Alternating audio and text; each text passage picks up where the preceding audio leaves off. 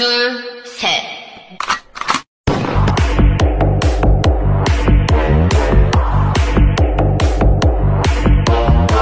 Listen to me now.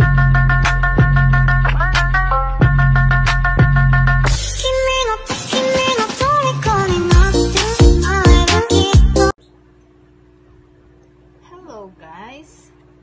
So, meet Spring. Atin pong the Shih Tzu. Siya po ay April 11, 2015 ang kanyang date of birth. So, siya po ay nasa 8 years old. 8 years old na po siya mahigit.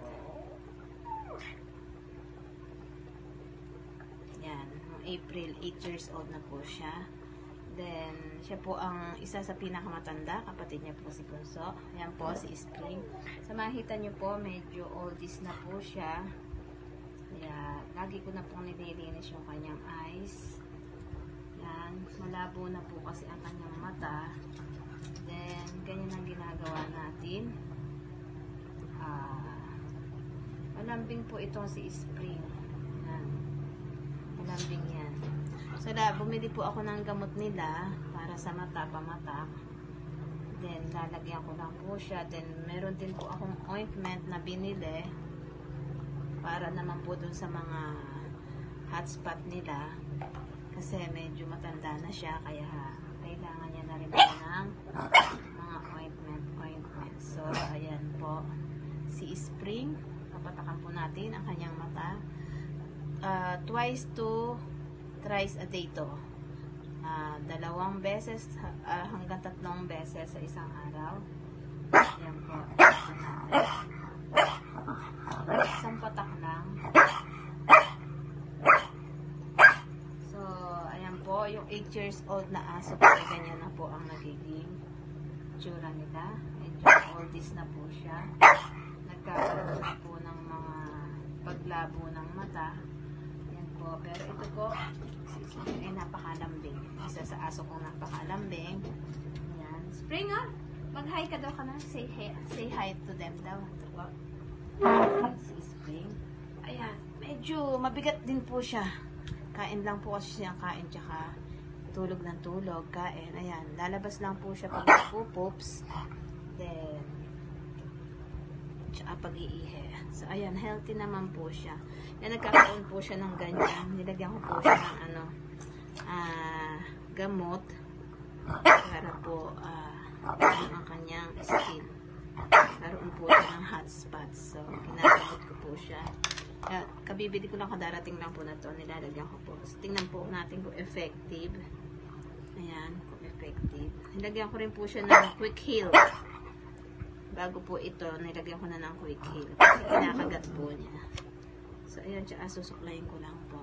Ayan, meet Spring. Ayan. Tapos, ginagawan ko rin po sila ng ganito.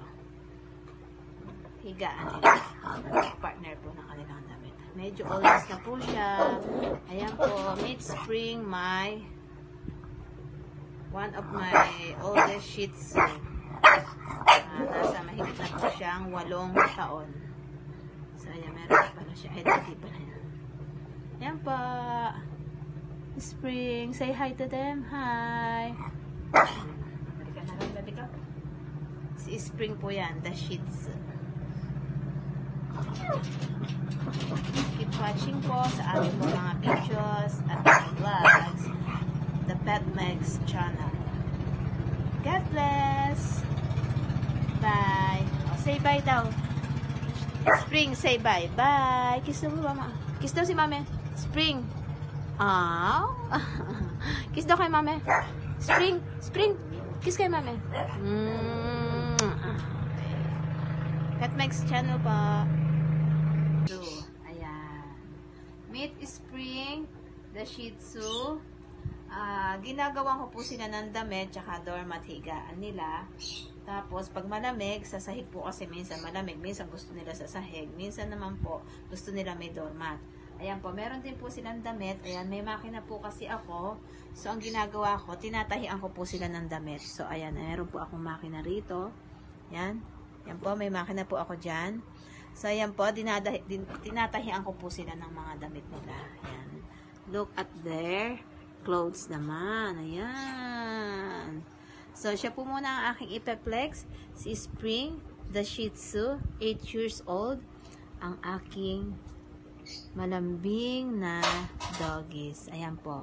So, 8 years old, ganyan na po ang itsura nila. Malabo na po yung mata. Inaalis ko na po yung mga balahibo dyan kasi po umaano sa kanilang mata. Sumusundot na. Nasusundot yung kanilang mata. So, ayan po. Keep watching. Petmax. Thanks for watching po. Hi guys. So, Spring, mag-hi ka daw sa kanila. Hello. Oh, Spring. Oh, Spring. Nakarinig ng pagkain. Mataba po siya. Spring. Oh, Spring, oh. Spring. Tawag ka nila. Spring. Yun.